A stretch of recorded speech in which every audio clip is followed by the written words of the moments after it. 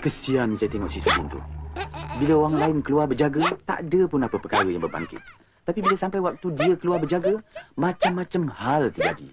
Hai, entahlah. Saya fikir buat sementara ni, kita jangan bagi dia berjaga. Saya setuju tu, bang. Kalau dengan dia tidak berjaga-jaga, mungkin kampung kita ni akan jadi tenteram. Boleh jadi juga. Mak, kerja dah siap saya nak pergi main ni, Mak. Pergilah. Boleh jadi juga dia terlanggar apa-apa. Menyebabkan jemalang-jemalang dan hantu itu menjadi marah. Sikitlah, bang. Assalamualaikum. Waalaikumsalam. Oh, Cik Kasim. Apa hal tergesa-gesa ni? Cik Kasim, Cik Limah, cepat masuk dulu. Minum air. Terima kasih.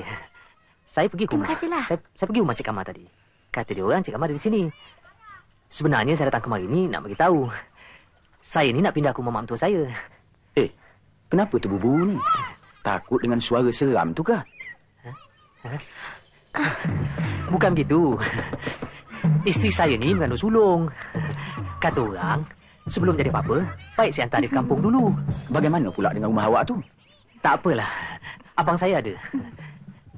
Dia boleh menengok rumah tu. Dan membantu saudara semua. Lagipun dia biasa di sini. Cepatlah, bang. Mak takut ni. Saya minta diri dulu ya.